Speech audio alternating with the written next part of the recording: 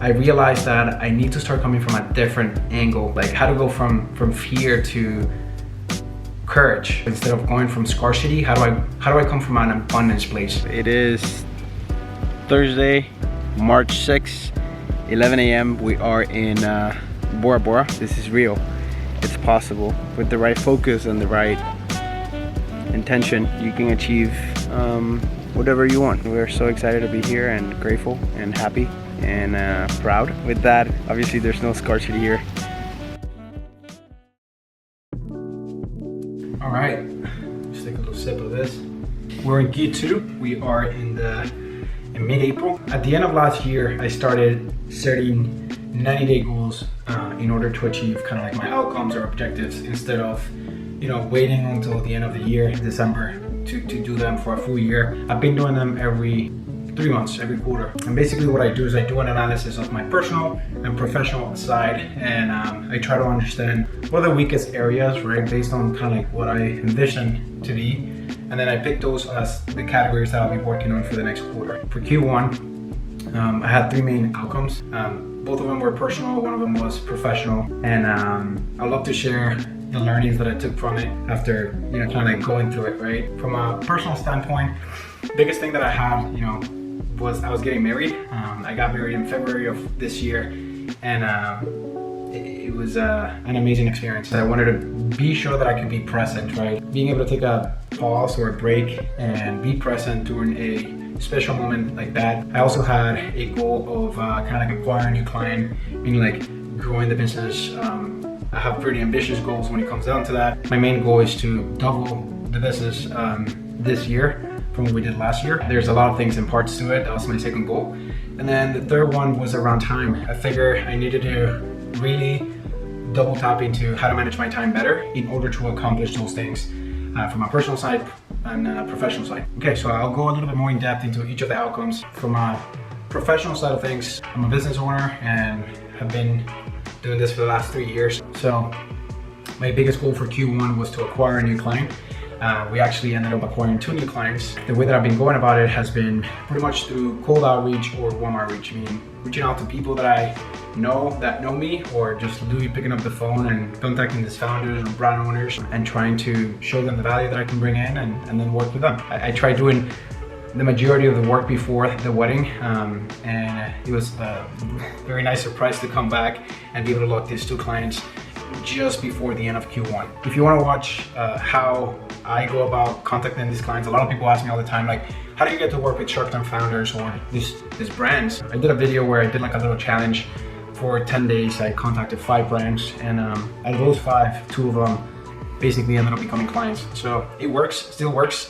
Cold outreach is still alive, and I do believe it's kind of like the quickest way to get clients. My second outcome or second goal that I had for Q1 was to spend 70% of my time in the zone, which is about 10 to 12 hours a day, doing things that are important but not urgent. As I've said in the past, I'm a big fan of Tony Robbins, and I've done a couple of his seminars, including Unleash the Power Within. During that, I think the biggest tool that I learned was learning how to implement RPM methodology. RPM is basically a way to ask yourself, like, what do you want? Tie some emotional sides to it, like why is it important to you, and why do you actually want to get that outcome, and then basically strategize, like, what are the things that I gotta do to accomplish that. Basically every single quarter review or 90-day goals is an RPM, but the biggest thing that I did during Q1 was really sticking to that every single week. So every single week on Saturdays, I go to a place where I can get inspired. That could be the beach, that could be my balcony, and I sit down and I go through a flow of questions that allow me to plan for the week. Ultimately, it's that planning for the week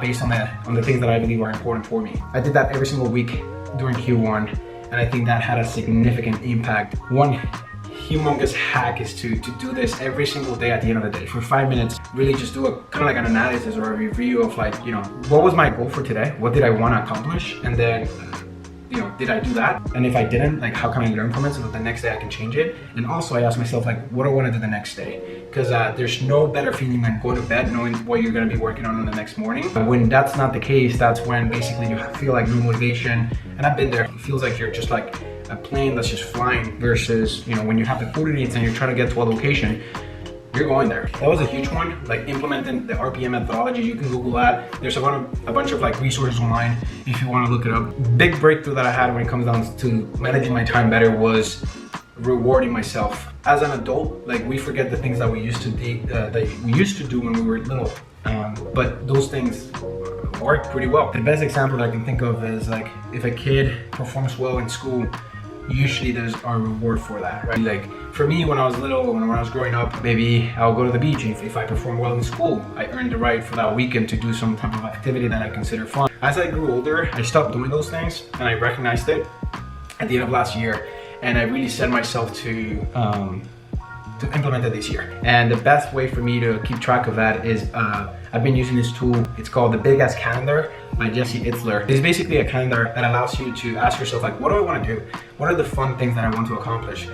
What is the one big theme for the year? For me, this year was getting married. And then he suggests this thing called the Kevin's Rule, which is every 6 weeks, what is something that you could do that's new, that's different, that would allow you to feel like you're going on an adventure? That might be camping, a trip, seeing friends. And so at the end of the year, you have like 6 highlights basically. So I've been really aiming to reward myself after I earn it in a way. If I work really hard for Monday through Friday or Monday through Saturday, like my Sunday, I have a reward already planned for, and I look forward to that. And I've seen a significant difference. And then lastly for me was like the wedding. I think my biggest challenge was being able to be like my mindset to be ready for it. As I said, I started my own business probably like 3 years ago. And I am the type of person that has a hard time letting go of the pedal. I'm kind of like always thinking like what's next or what do I gotta do? And I've started shifting more towards like, what do I want? What do I want to accomplish? Because otherwise I feel like there's a constant pressure that never ends.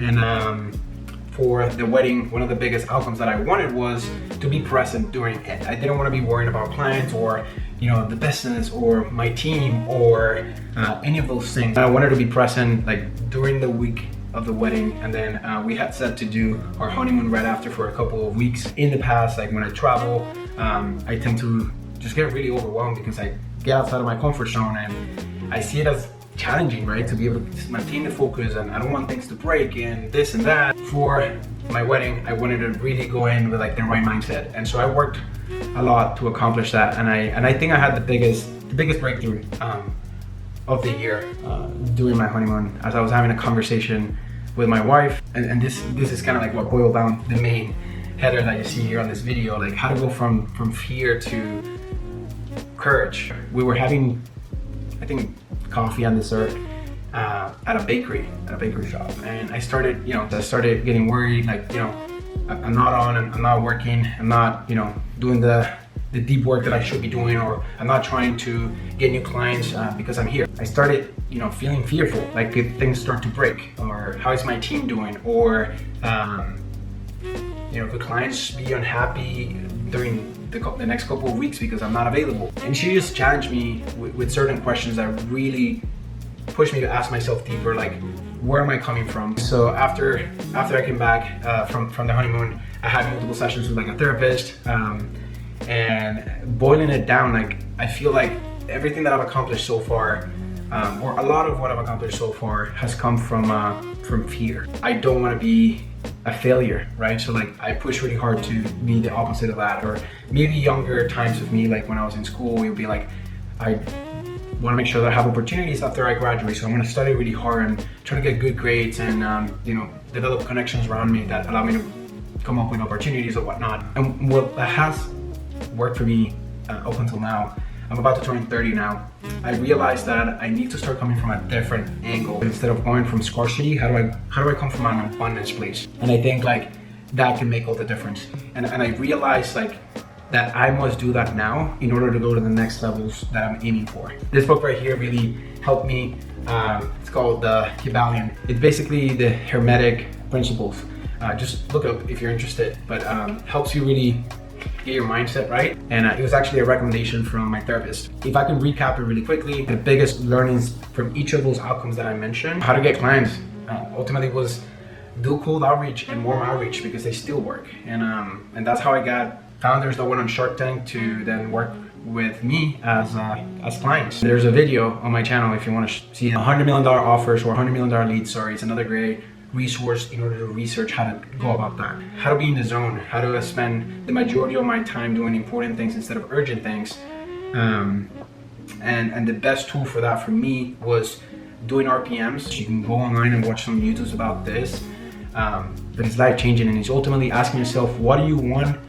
Why is it important to you emotionally? The M from RPM stands for massive action. Like, what are 2 or 3 things that you can do right now to accomplish that? Taking 5 minutes every single day at the end of the day to ask yourself, what am I gonna do tomorrow? Life hack. And then rewarding yourself for the hard work. Life hack as well.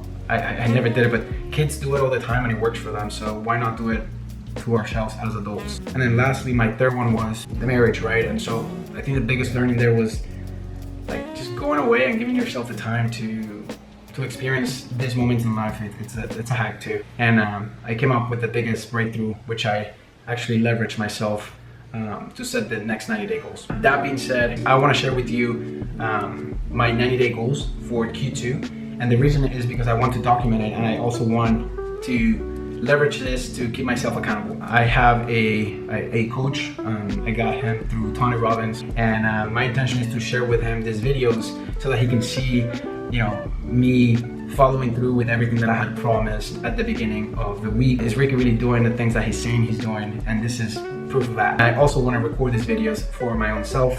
I want to be able to look back 2-3 years from now and just like reminisce on how I got to build what I did. For this Q2, 3 main outcomes. 2 of them are going to be on a personal side, and then 1 other one is going to be on the professional one. If you're here because of like the business side, let's dive into that one right away. From a professional side, this year I've set to double the size of my business. This book has been, it's called The Millionaire's Master Plan, has been a great tool for me. I read it almost daily, and it allows me to understand where I'm at right now, and then how do I get to go to the next level. It breaks it down like if there were 10 levels, understand where you are in those 10 levels, and then what will need to be true to go to the next one. In my case, I'm currently in level 4, and I'm aiming to go to level 5. Level 5 basically is kind of like when you are a performer, you have a team and you have a rhythm for your business. That's what I'm aiming for during this quarter, and really is the theme of the year. I want to grow my team and be able to structure like a solid enterprise that can continue to add value to our clients. I think the biggest thing that we're gonna see during Q2, my biggest goal is to gain 1 new client. The caveat is that I wanna make sure that I get that client through a different method. Instead of warm or cold outreach, which is like me reaching out to them, I now wanna challenge myself to get that client, them coming to us, which is kind of like an inbound. And there's only really like 2 ways for that to happen, either organic content or running paid ads. And so that's my plan for Q2, put a team in place that can allow me to also dedicate my time to acquiring these clients and creating the value that I need to create for them to come to us. I deeply believe that my next level here is to continue to grow my team, and the book that's helping me to do that is this one right here. It's called The E-Myth. A bunch of people like Ali Abdaal and a bunch of other founders have talked about this book. It really has set the tone as to what do I need to do when it comes down to my business to go to the next level. If I can summarize it, it's, if you had to franchise your business, how would you do it? Who will be running it? What are the procedures that you will need to be following to be able to run it efficiently? And so that's what this book right here will teach you. This was like super helpful to me, but it's kind of like an organizational chart. At the beginning, when you are the everything, right, which is kind of like at the level that I'm in, a business is kind of like a table and it has multiple legs. And so you do have to play the role of being that the leg for the table in every area. And ideally it gets to a point where you can start finding resources that you can trust to become those legs for the table. And so there's stuff related to like marketing and sales, there's stuff related to operations, which is like service delivery, there's stuff related to like the finances, and then there's kind of like overseeing all of that, which is what a COO will do. And then there's the shareholders, which you will report to, and blah blah blah. So these are the 2 books when it comes down to kind of like business.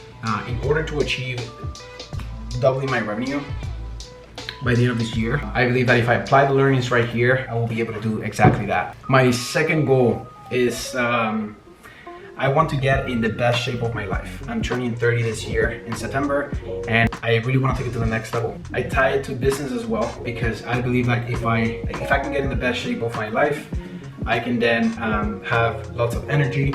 And if I have a lot of energy, I can produce best results when it comes down to personal things or professional things. Currently, I'm weighing about 186 pounds. My body fat percentage is about 18%. I want to get to 175 pounds and as close to 10% body fat as possible. Well, I have worked out in the past, and I do go to the gym and everything. Like, I've never really hire anybody like a personal trainer to work with me during the gym or teach me what I need to learn in order to push it to the next level. And so you're seeing me now, and then I aim to show you the end result by the end of June with me looking how I aim to look based on my outcome. The biggest thing that I've done this time around is that I've actually hired a personal trainer to do this. He happens to be an ex special ops, and he's pretty badass. A couple of the things that we already worked on, diet, changing the diet and how we consider eating and everything, and then workouts. He likes to do a lot of like body weight and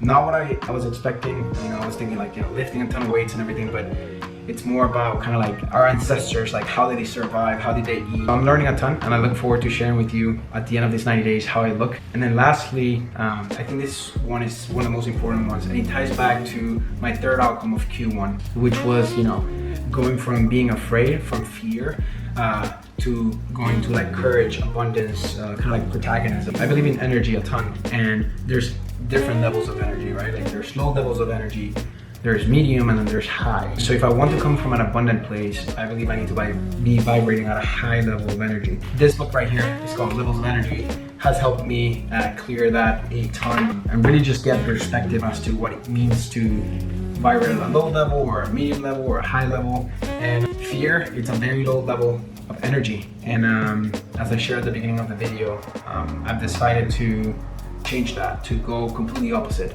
This is the ranking for high levels, medium levels, and then low levels, and we can see fear vibrating pretty low right here. I want to be vibrating more around here, like, which is a high level of energy. I've been leveraging this little book right here called the 5-Minute Journal. Pretty simple, like 3 things you're grateful for at the beginning of the day. What are you looking forward to do that day? Your affirmations, highlights of the day, which are like, in a way, like small celebrations. And then what did I learn today, which is pretty cool. Got this from my wife, and has been a game changer to make sure that I'm checking daily, getting a pulse as to how I'm feeling energy wise. And I think like that's what's gonna allow me to go to the next level and stop asking or stop going from fear and start going from courage, right? I believe every single person has something of value, and just gotta be willing to find it and put it out there. And that's what I intend on doing. As long as I'm vibrating on a high energy level, I'm gonna continue to reward myself. Big learning that I got from Q1. But anyways, hope this was useful. My intention with this video is to document my journey, keep myself accountable, and yeah, just kind of like deep dive into like what I learned every single quarter. Hope you enjoyed this as much as I did, and I'll see you in the next one.